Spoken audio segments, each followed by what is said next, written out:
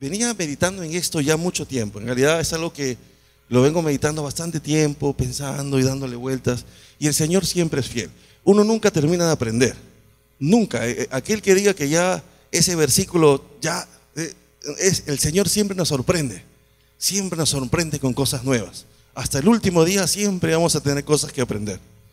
Y miren, siempre se dice, hoy quiero hablar acerca de la identidad del cristiano. ¿Y por qué es importante desarrollar una identidad sólida y estable en Cristo?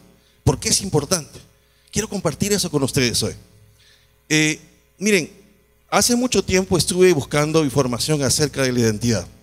A mí siempre me gusta buscar qué es lo que dicen los científicos o qué es lo que dice la gente que está fuera de la iglesia. Porque de esa manera yo puedo darme cuenta y siempre comprobamos de que la Biblia cubre todas esas expectativas. Porque la Biblia es suficiente, como dicen, es tan poderosa y Dios ha pensado en todas las cosas. Que aún lo que la ciencia dice, la Biblia lo puede comprobar de diferentes maneras. Y siempre se habla de identidad. ¿Saben qué cosa se dice acerca de identidad? Muchas personas dicen que la identidad tiene que ver con la forma como te ves a ti mismo y cómo ves tu persona en relación al mundo que te rodea. ¿Me entienden? Algunas personas piensan que para desarrollar una estabilidad, una identidad estable, piensan que es necesario que puedas conocer la historia, tu pasado, que puedas conocer y comprender tu presente, para que de esa manera puedas desarrollar un buen futuro. Sin embargo, una de las cosas es que hablar de identidad es hablar más que de tu aspecto, tu procedencia, tu lengua, tus habilidades, tus debilidades, tu potencial. Es más que eso. Es pensar en cómo todas estas cualidades tuyas, propias, te van a ayudar a desarrollar para contribuir, o mejor dicho, contribuir a que el mundo sea mejor, a relacionarte mejor con otras personas, a tomar mejores decisiones. En conclusión, hablar de identidad no es pensar en ti mismo, es verte a ti en relación a otros. Y eso es hermoso, porque si leemos Efesios capítulo 4 nos damos cuenta de que Pablo en la carta de Efesios en el capítulo 4 nos dice de que Dios ha levantado ministerios, pero que esos dones deben ser para edificación del cuerpo de Cristo. Quiere decir que debo vivir pensando en otros. Y esto es interesante. Ahora, la Biblia dice en Génesis 1:27 que el hombre fue creado a imagen y ¿qué dice? Semejanza de Dios. Colosenses 1:16 dice, y todas las cosas fueron hechas por él, ¿verdad? Las que están en los cielos como las que están en la tierra, visibles e invisibles, sean tronos, sean potestades, sean principados. Todo fue hecho por él, por medio de él, dice, y para él.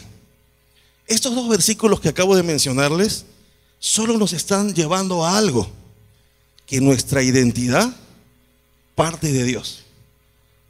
¿Por qué? Número uno, porque Él nos creó. Y porque nuestro propósito, dice, todo fue creado por medio de Él y para Él. Quiere decir que nosotros cuando queremos encontrar nuestro propósito en la vida, tenemos que partir ¿de quién? De Dios. No de lo que aprendes en la universidad, no de lo que aprendes en tu barrio, no de lo que aprendes en la escuela, a menos que en la escuela te enseñen la palabra de Dios, como gracias a Dios, Dios nos ha bendecido con un colegio que enseña la palabra de Dios. Pero tus decisiones deben estar siempre mirando ¿a quién? A Dios, porque Él es el creador. Eso es interesante, eso queda claro. El problema está cuando hay ideas que empiezan a atacar nuestra identidad. Por ejemplo, vamos a irnos un poquito al pasado, cuando Pablo escribe la carta a los colosenses. Los colosenses, cuando lees en las cartas a los colosenses, te das cuenta que en los primeros capítulos, el apóstol Pablo, claro, el texto no dice eso, pero cuando lo analizas bien y lo estudias y te empapas del asunto, te das cuenta de que los colosenses, su identidad estaba como tambaleando. ¿Por qué? Porque la iglesia de los colosenses estaba enfrentando una doctrina que se había metido dentro de la iglesia, que era el gnosticismo. ¿Qué decían ellos? Decían, si tú dices que necesitas de Cristo para obtener la salvación, eso no es suficiente. Necesitas tener un conocimiento más elevado, un conocimiento iluminado, que solamente gente especial puede tener. Miren, una idea empezó a tambalear la iglesia de Colosas. Ellos decían, entonces, ¿ya no es suficiente Cristo? ¿Necesito algo más? ¿Me entienden? La iglesia de Colosas empezó a sufrir eso y Pablo les escribe la carta de los colosenses y vemos que no solamente esa era la única idea que ellos tenían, adoraban a los ángeles, tenían y una serie de cosas que por causa de tiempo no vamos a hablar de eso porque vamos a enfocarnos en otra cosa, pero lo que quiero que ustedes vean es que ya la iglesia de Colosenses enfrentaba una idea que atacaba ¿qué cosa? Su identidad. Ahora, a lo largo del siglo XX y siglos pasados han habido ideas como la teoría de la evolución, que hasta ahorita solo se ha quedado en teoría, ¿verdad? Y aunque hay gente que dice de que existe el término medio, ¿no? Lo que en el hombre sería el eslabón perdido, sería la etapa donde supuestamente el hombre es mono y hombre a la vez, ¿verdad? Y también dicen de que hay casos en especies, pero esos son casos aislados. Y en la ciencia, cuando encuentras casos aislados, no puedes generalizar.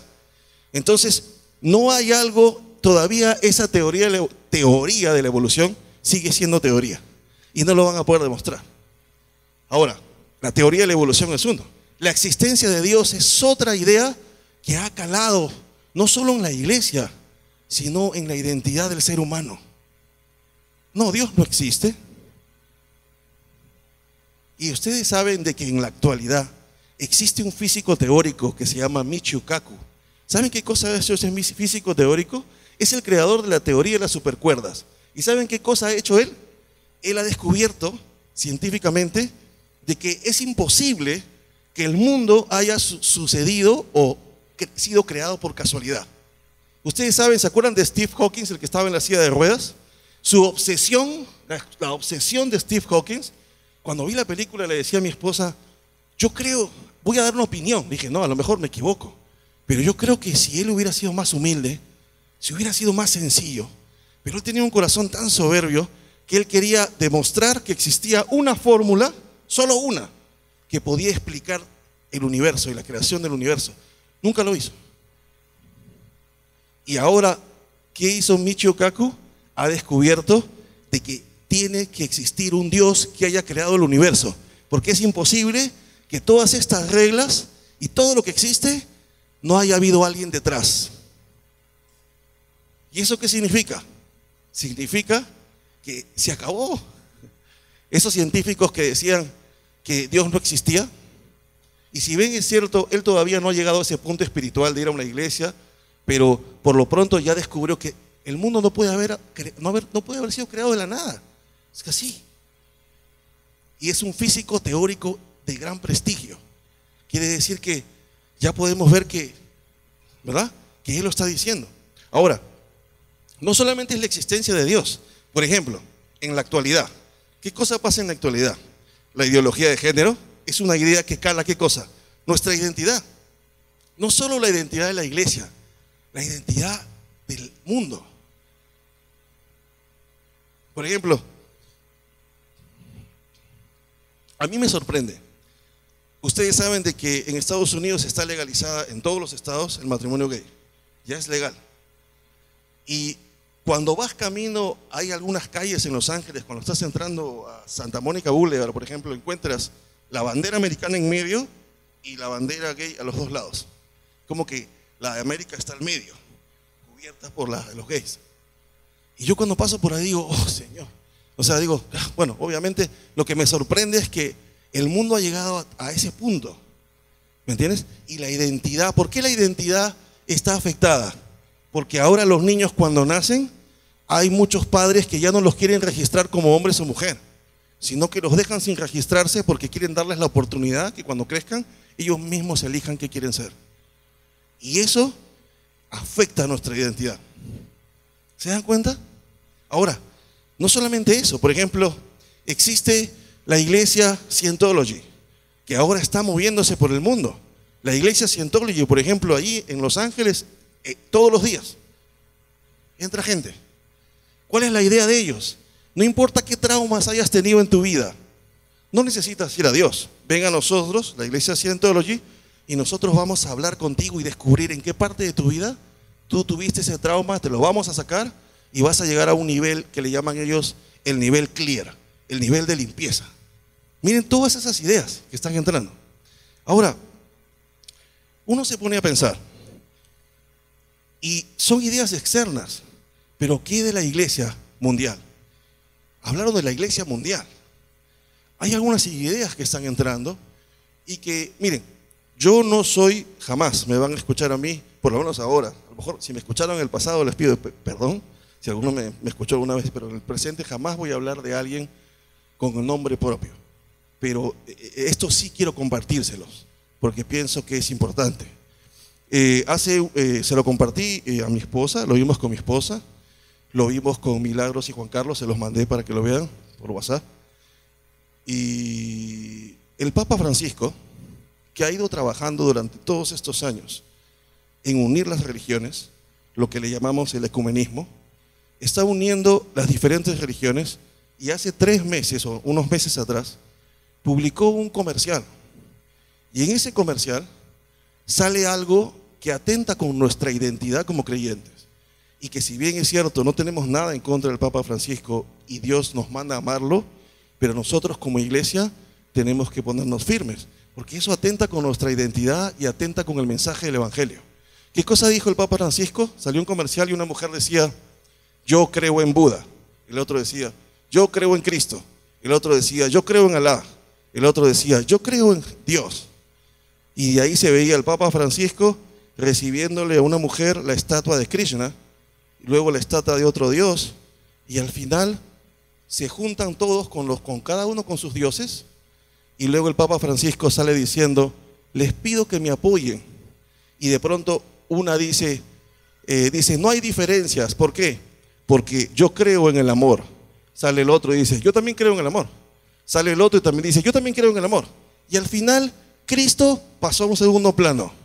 Ya no es Cristo, es el amor. ¿Me entienden lo que trato de decir? Esas ideas que son contemporáneas y luego voy a entrar a otro punto al final, no quiero extenderme a eso porque a eso vamos a llegar, pero quería hablarle de esa idea. Es una idea que está atacando nuestra identidad como iglesia. Y si bien es cierto, no podemos actuar con agresividad porque no reflejaríamos el carácter de Cristo, pero sí tenemos que estar atentos a lo que está viniendo, a lo que se está haciendo. Se está dispersando eso por todo el mundo. Y hay hermanos creyentes, hermanos nuestros, que están cayendo en eso. Y no los vamos a juzgar, ¿no? Pero sí debemos orar por la iglesia. Es importante. Entonces, hay muchas ideas que están entrando. Por ejemplo, ahora existe, en Centroamérica se ve mucho eso, la unción de la patadita, estás predicando y pum, pum, pum. La unción de la manguera, y todos están. La unción del caballo, se le suben a la pastora ahí y empiezan a moverse. Cuando en la Biblia no se enseña estas cosas, pero la iglesia lo cree. Entonces, eso afecta a nuestra identidad. Sobre todo ahora que voy a hablar de eso al final, pero quiero hacer una introducción, un pequeño comentario sobre eso. Sobre todo ahora que si bien es cierto, ninguno de nosotros puede atreverse a dar una fecha y decir, Jesucristo viene en 2020, porque no podemos hacer eso. Pero según las cosas que están pasando, si nos ponemos a ver las noticias mundiales y todo lo que está sucediendo, y les voy a mencionar algunas otras cosas al final, tenemos que estar alerta, tenemos que estar atentos como iglesia, porque todas estas cosas están influenciando en nuestra identidad como creyentes. Bien, entonces ahora, mi pregunta es la siguiente. Les mencioné de que la identidad, dicen de que para poder desarrollar una identidad estable, tenemos que conocer nuestro pasado, tenemos que conocer nuestro presente, ¿verdad? Para poder desarrollar ¿qué cosa? Un buen futuro. Y que nuestras cualidades deben ir en función a los demás. Quiero usar esa definición o ese concepto, ¿verdad? para poder llevarlo a las Escrituras y poder darnos cuenta que hay cosas en las Escrituras que nos muestran nuestro pasado, nuestro presente y nuestro futuro. Y que ahora vamos a ver Romanos capítulo 12. Dice que hay una cosa ahí interesante, pero que cuanto más conoces de Cristo, cuanto más conoces de Dios, de sus atributos, que Dios es justo, que Dios es amoroso, que Dios, ¿verdad? Porque a veces uno dice, ¿cómo Dios puede ser? Si Dios es un Dios de amor, ¿cómo puede Dios traer juicio sobre esta persona? Pero es que la Biblia dice que Dios es un Dios de amor, pero también dice que Dios es un Dios justo. Y deben coexistir sus atributos. Cuanto más conocemos de Dios y más conocemos de lo que nosotros éramos, de lo que Él hizo por nosotros, entonces de esa manera podemos hacer mejor las cosas para Él y nuestra identidad es más estable. Pero quiero llevarlos a Efesios. Vamos a Efesios, los invito a llevar a Efesios. No vamos a leer versículo por versículo. Me he tomado la libertad de poder escribir algunos puntos, porque me voy a centrar al final, donde ahí sí vamos a leer juntos la Escritura, pero quiero mencionarles algunos puntos importantes. Primera de Timoteo capítulo 3, verso 15, dice algo importante. Dice, lo voy a leer en una versión diferente. Dice, la iglesia del Dios viviente sostiene y defiende la verdad. La iglesia del Dios viviente sostiene y defiende la verdad. ¿De quién depende defender la verdad? De nosotros, la iglesia. Y hay algo importante. Si vamos a Efesios, libro de Efesios, voy a hacer así rápidamente en menos de un minuto lo siguiente para poder entender los puntos. A mí me encanta el libro de Efesios. ¿Por qué? Porque en el libro de Efesios, en los primeros capítulos, el apóstol Pablo se encarga es como que te empieza a mostrar todos los beneficios que tenemos ahora que somos creyentes. Y nos dice quiénes somos, por qué es lo que Dios nos ha dado. Hasta nos habla del futuro y nos traslada al futuro. Y luego de eso, que Él nos dice qué bendiciones hemos recibido en Cristo, nos dice, ¿no?, lo mismo que dice en Romanos capítulo 12, que lo vamos a leer ahora. Por tanto, ¿no?, así que, ahora que ya sabes todas estas cosas, debes conducirte así, así, así y así. Eso quiere decir que mi obediencia, mi caminar, debe ser resultado de mi conocimiento de lo que Dios ha hecho por mí. Entonces el apóstol Pablo le dice a la iglesia todas las bendiciones que han recibido y luego les dice, ahora Dios espera esto de ustedes. Y lo quiero leer con ustedes. Les pido que estén atentos a esto. Voy a tratar de ser muy breve. Dice lo siguiente, en Efesios capítulo 1 dice, gracias a las riquezas, miren, gracias a las riquezas de su gracia. Miren, gracias a las riquezas de su gracia. Gracia, favor inmerecido. Gracias, vamos a repetirlo, a que tú y yo no merecemos nada. No merecíamos nada. Pero dice, gracias a que Dios nos amó, a las riquezas de su gracia, al puro afecto de su voluntad, al designio y propósito de Él, a su amor, hemos recibido bendiciones a través de Cristo. ¿Cuáles son estas? Miren, yo quiero que te goces cuando yo voy leyendo, es cada bendición, y cierres tus ojos y te pongas a pensar, ¿todo eso tengo yo? Sí. Miren lo que dice. Dice que Dios Padre, gracias a Cristo, nos bendijo con toda bendición espiritual en los lugares celestiales en Cristo. Miren, wow. Dios nos bendijo con toda bendición espiritual en los lugares celestiales en Cristo. La Biblia dice con toda bendición espiritual. Miren qué interesante. Dice la Biblia que fuimos adoptados por el Padre. Él nos adoptó. Quiere decir que ahora Él es tu Padre. Bien, dice, te escogió antes de la fundación del mundo. Dice, fuimos aceptados por el Padre. Dios te aceptó. La Biblia dice que antes éramos enemigos de Dios. Gracias, ¿qué dice Romanos capítulo 5, verso 1? Dice, justificados pues por la fe, ¿qué dice? Tenemos paz para con Dios. Antes éramos enemigos de Dios. Como vamos a leer más adelante, estábamos muertos en nuestros delitos y pecados. Entonces, pero Dios, en su amor, en su bondad, te hizo a ti y a mí su hijo. ¿Qué más? Perdonó tus pecados y los míos. ¿Te imaginas qué hubiese pasado si Dios no hubiese perdonado nuestros pecados? La Biblia dice que la paga del pecado, ¿qué es? La muerte. No nos esperaría la vida eterna, nos esperaría el juicio. Nos esperaría un lugar diferente. Pero gracias a que Cristo murió por nosotros y somos hijos, Efesios dice, y ahora vamos a seguir viendo, que tenemos una esperanza. Miren, porque dice, ¿qué cosa más hizo Él? Dice, perdonó nuestros pecados, nos dio a conocer el misterio de su voluntad. Y eso es algo que todos los griegos hubiesen querido tener. Recuerden que a los griegos les encantaba la sofía, la sunesis y la proresis, ¿verdad? Y la sofía era conocer los misterios del universo y todo eso. Pero Dios nos dio a conocer su voluntad. Quiere decir que si tú quieres conocer cuál es el plan de Dios para la humanidad, tenemos la Escritura. Si tú quieres conocer qué es lo que Dios planeó para nosotros, está en la Escritura. Dios nos lo ha dado a conocer. Y eso es algo hermoso. ¿Qué más dice? Dice, hemos recibido herencia en el reino de Cristo y de Dios. Fuimos sellados con el Espíritu Santo de la promesa, que son las arras de nuestra herencia.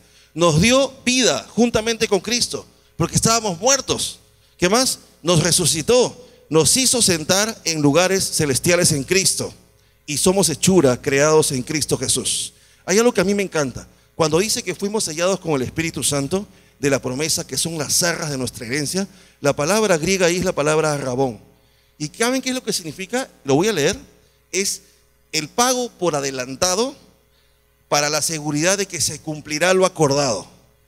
Otros dicen que es el hecho, en un matrimonio, el hecho de que el novio es la garantía de que cuando el novio se casaba con la novia, las arras eran una muestra, un símbolo de que el novio iba a compartir todas sus propiedades y sus riquezas con su novia. Les pregunto, ¿no les parece eso hermoso? ¿Por qué? Porque si el Espíritu Santo que nos fue dado y que Jesucristo dijo, el Señor les dijo a sus apóstoles, esperen porque vendrá el Espíritu Santo y Él será ese paracleto, ese ayudador, dice que son las arras. Quiere decir que si nosotros sabemos que tener al Espíritu Santo con nosotros es hermoso, ¿verdad? Eso es la garantía. Hay más. Si tú y yo mañana morimos y nos vamos, tenemos que tener la certeza de que nos vamos a un lugar con el Señor, diferente. Porque el Señor nos ha dado promesas, ¿me entiendes? Y eso tiene que cambiar tu identidad. No es posible que los cristianos, no estoy diciendo que los cristianos no podemos llorar, debemos llorar.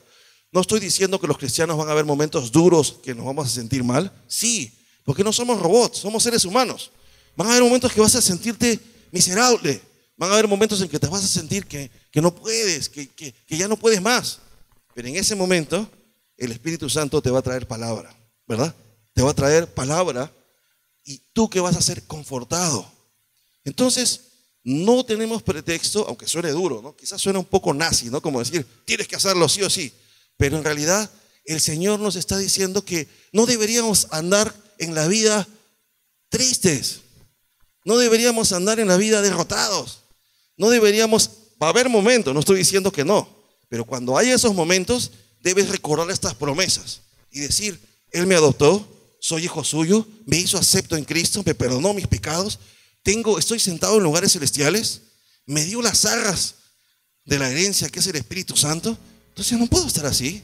Dios está conmigo y eso es parte de tu identidad, porque eso te hace sentir que tienes una identidad estable en Cristo, que pueden pasar cualquier cosa, se te puede caer el techo, pero si tú entiendes estos principios, tu vida va a ser estable, va a pasar lo que sea, pero eso es parte de tu identidad.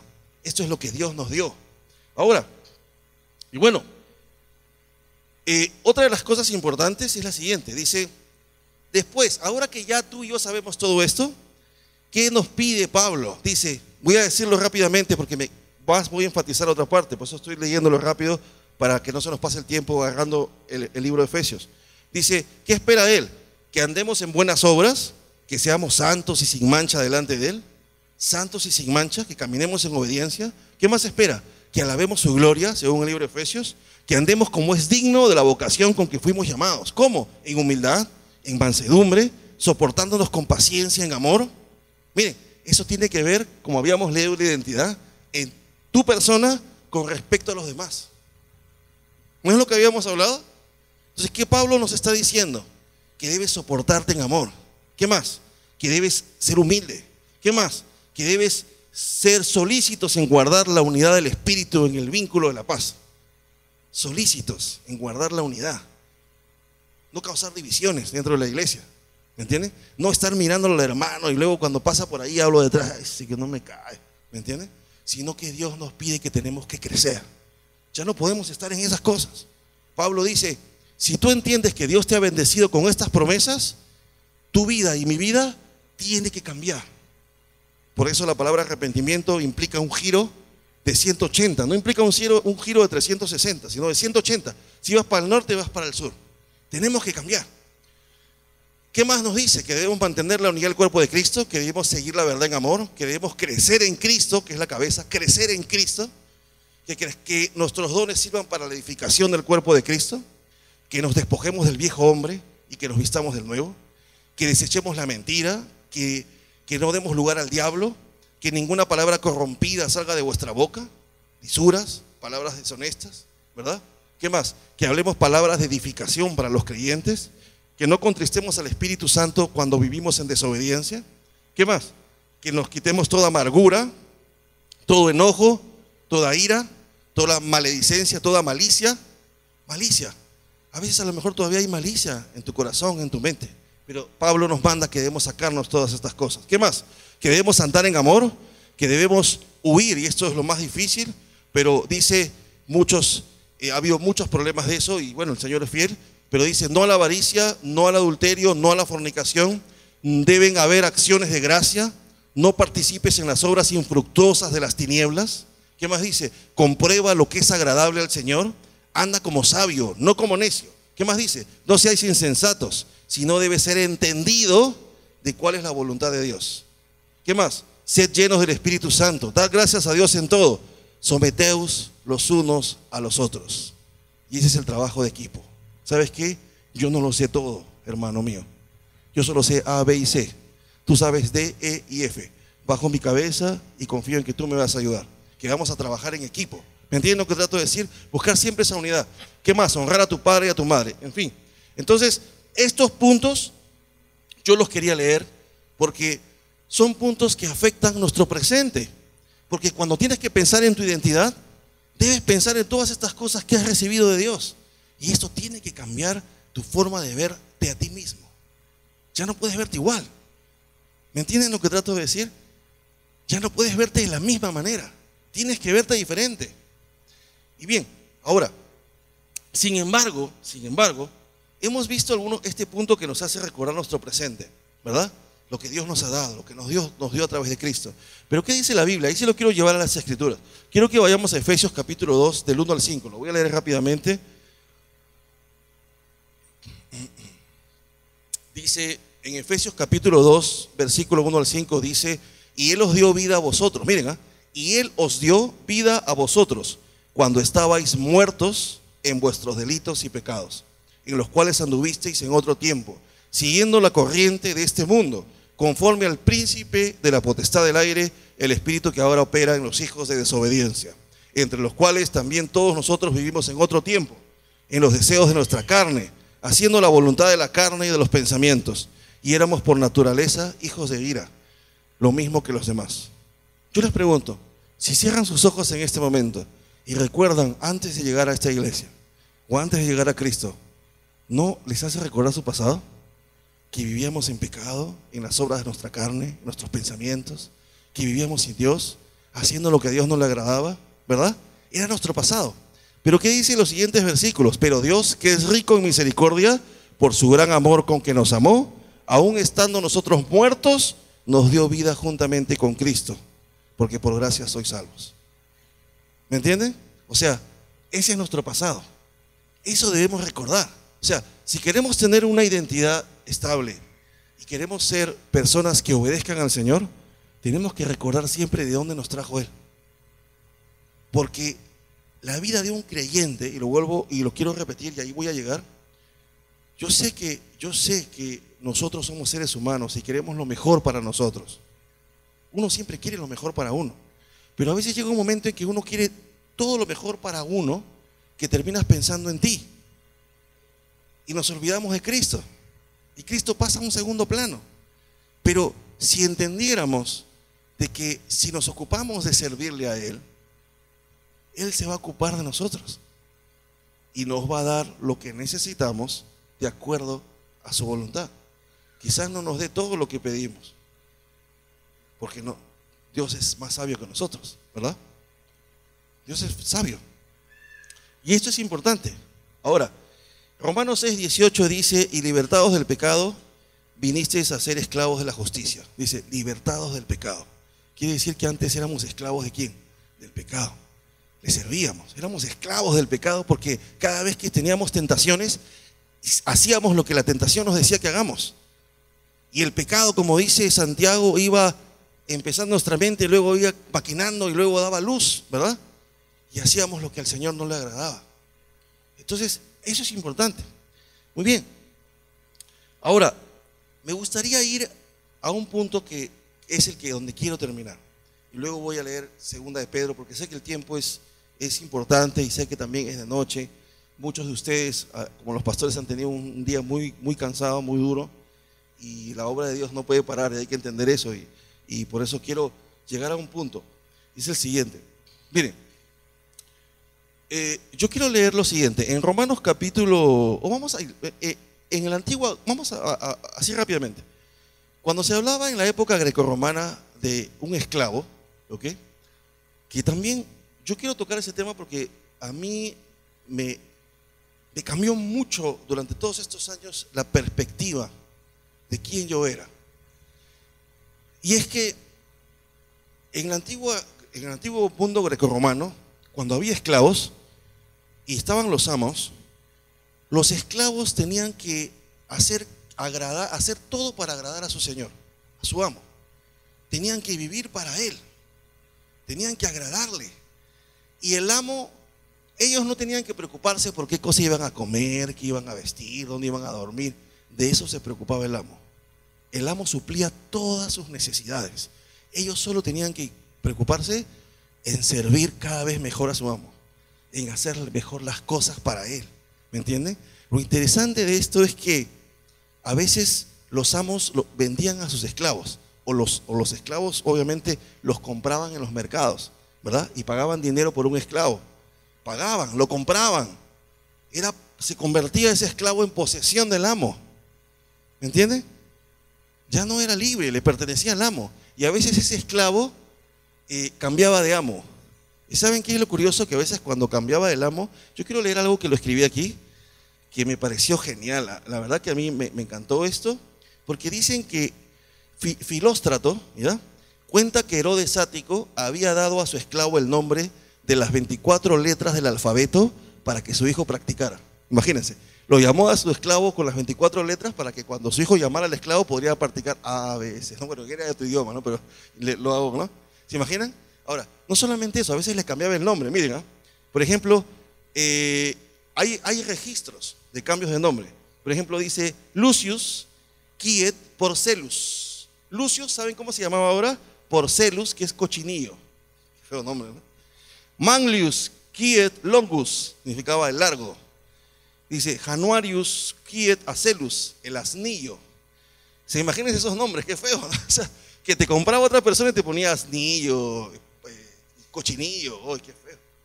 Pero, ¿saben qué es interesante? Que ese prefijo en latín, quiet, en griego, es el prefijo, bueno, es la palabra H-O-Kai, Hokai, vamos a pronunciarlo así, Hokai, H-O-Kai, K-A-I. Y ustedes saben que esa palabra es la traducción exacta que usaban quiet. O sea, quiere decir que cuando en Hechos dice, y Saulo, también llamado Pablo, usa la misma. O sea, está usando la misma forma como cuando a un esclavo se le cambiaba el nombre. Porque ahora, y lo más curioso es que su nombre ya no era cochinillo, gracias a Dios, ¿no? Porque imagínense. Pero Pablo significa enano. ¿Se imaginan? Un hombre tan inteligente que algunos historiadores como John Pollock dicen que tenía una memoria fotográfica, que había sido discípulo de Gamaliel, era el enano. Ese nombre. Creo que Pablo tuvo que aprender a depender de Dios, porque Pablo era muy autosuficiente y Dios trabajó con su carácter.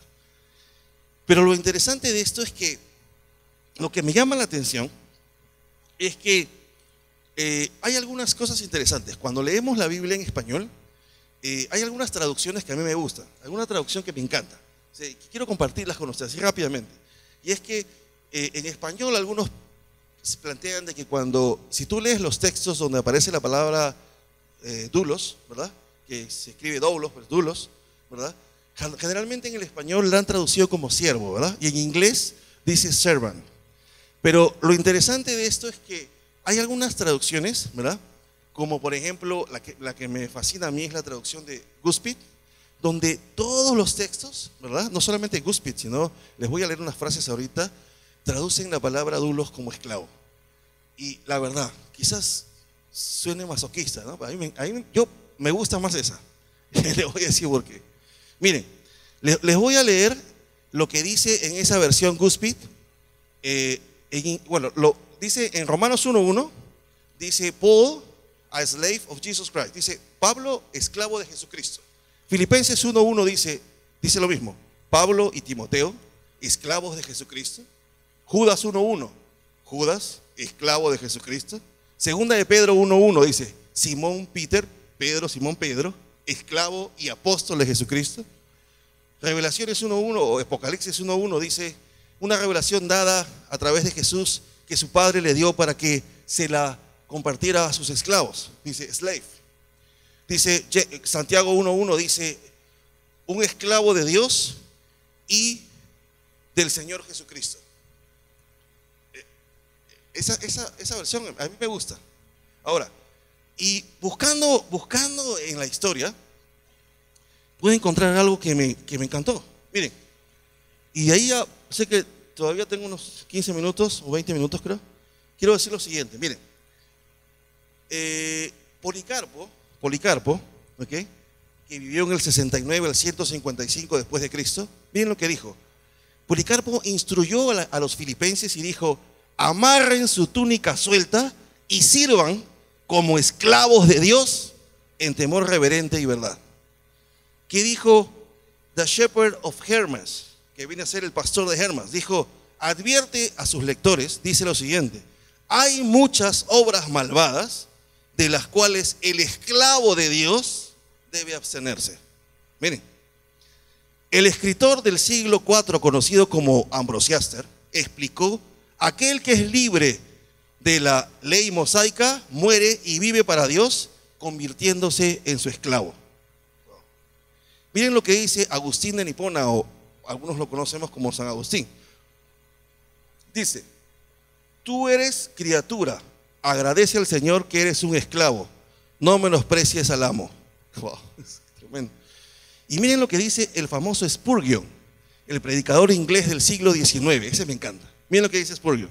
Dice: los santos antiguos se deleitaban en contarse como propiedad absoluta de Cristo, comprados por Él, propiedad de Él y completamente a su disposición.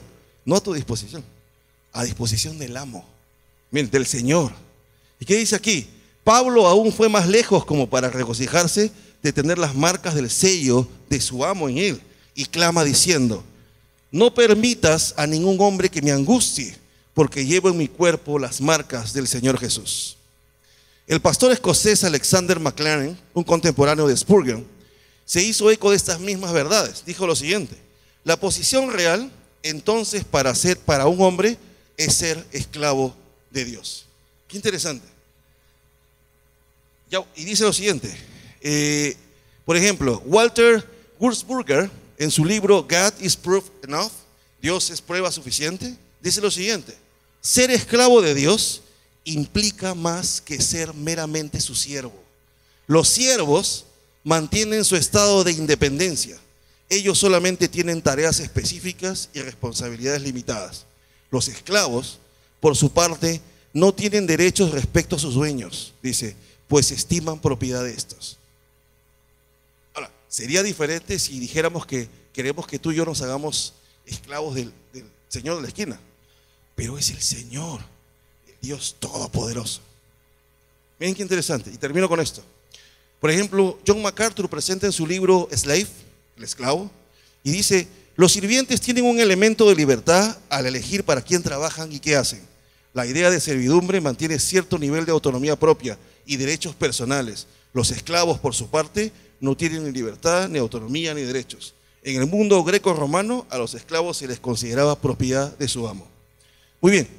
Y para poder pasar al final, ya estoy terminando, quiero compartirles lo siguiente. Miren, en Primera de Corintios, capítulo 6, del versículo 19 al 20, Primera de Corintios, capítulo 6, del versículo 19 al 20, dice lo siguiente: ¿o ignoráis?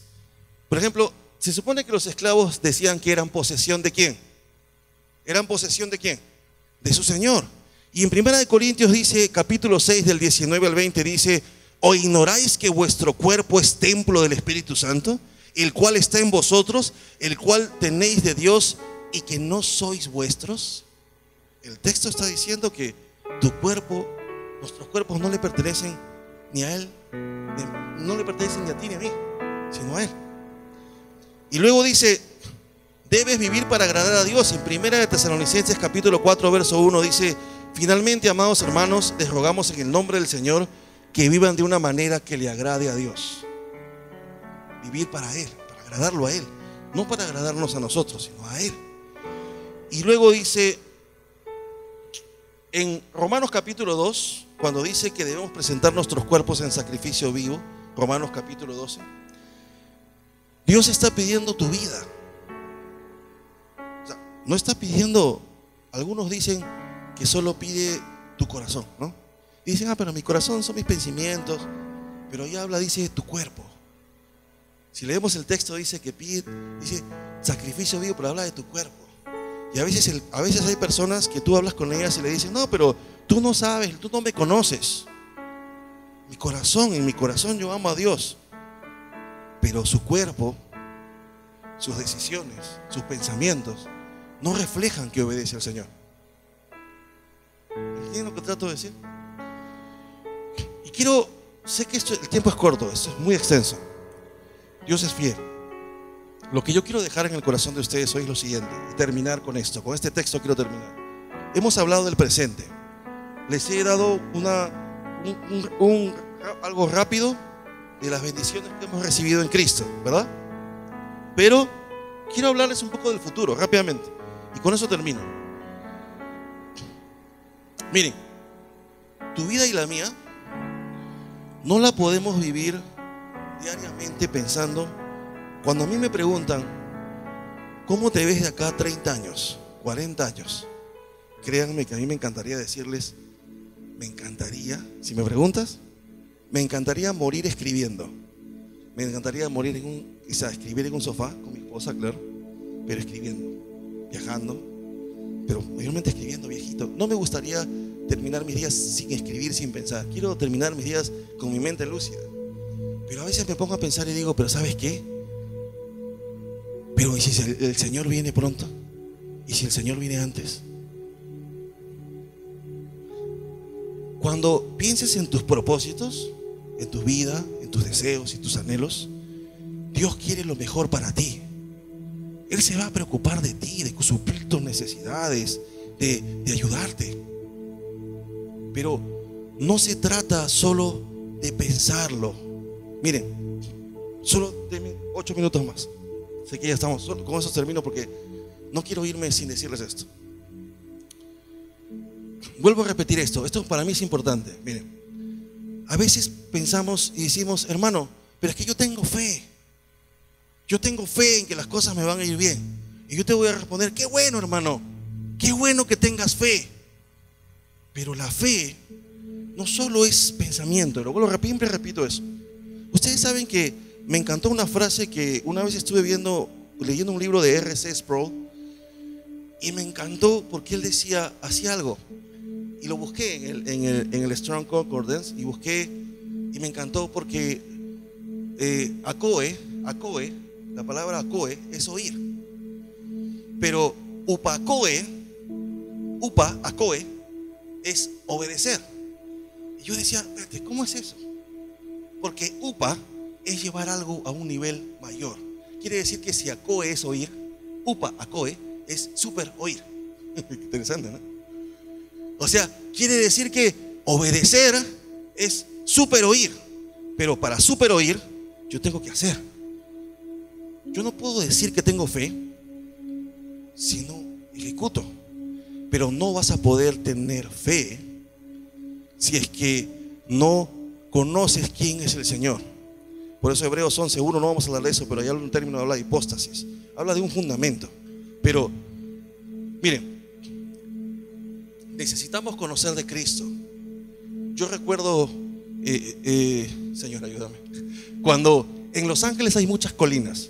Existen Beverly Hills, Topanga Hills, Sherman Oaks Hills, todos, hay hills por todos lados, ¿okay?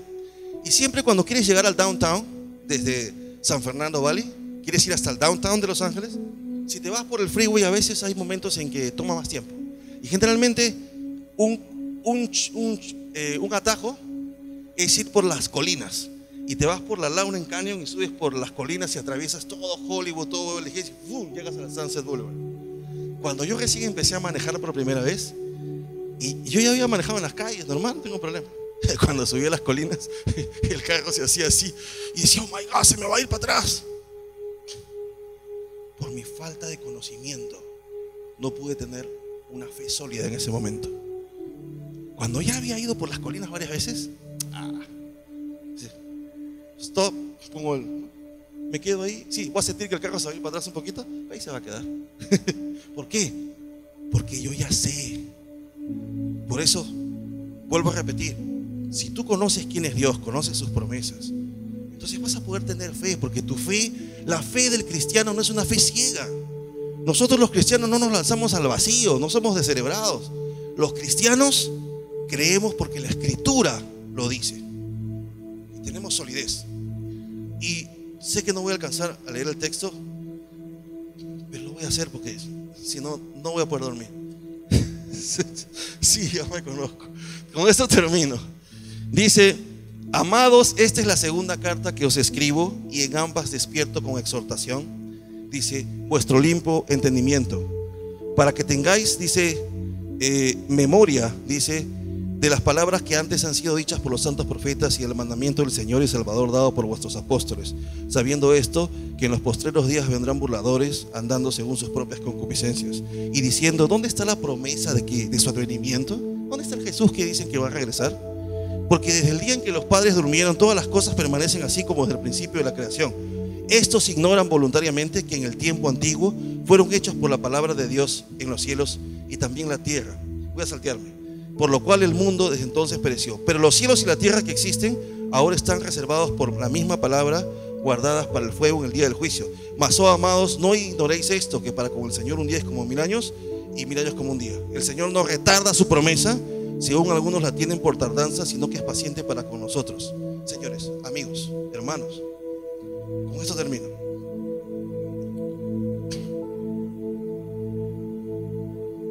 Si te metes a las noticias y miras lo que pasó en la última cumbre de presidentes en Armenia, si escuchas con atención el mensaje del Papa en la ONU, el mensaje del Papa en el Congreso, si escuchas con atención lo que está pasando con el Tratado de Migración, Internacional de Migración, y vas excavando más allá, te vas a dar cuenta que el propósito es crear un nuevo orden mundial. Si revisas algunos materiales, si alguno quiere, yo se lo puedo mandar. Son materiales serios, no cosas que uno pueda divagar, ¿no? Son cosas. Hay un nuevo comercial de Celine Dion. Entra a un lugar donde nacen los bebés y luego los bebés se los ve con un polo que dice New Order. Hay un comercial que acaba de salir donde hay un caos mundial y de pronto nace un bebé que va a producir la paz y representa el anticristo. Están trabajando para el orden mundial. El Papa, con lo que les dije, está trabajando para una religión mundial. Y no solamente es eso. Si revisas los covers, las portadas de la revista The Economist, y te das cuenta, la economía está trabajando para crear una moneda mundial. Entonces, eso también tiene que ser parte de nuestra identidad, porque la Biblia dice que Cristo va a venir. Pero tenemos que hacer lo que tenemos que hacer en la iglesia, pero como dijo, sed sobrios y velad. Dice, ¿no? Estar atentos a lo que Satanás está haciendo, porque como iglesia tenemos que pararnos firmes, porque no sabemos cuándo, pero de que se está armando el escenario, se está armando, y el Señor tiene que ayudarnos como iglesia.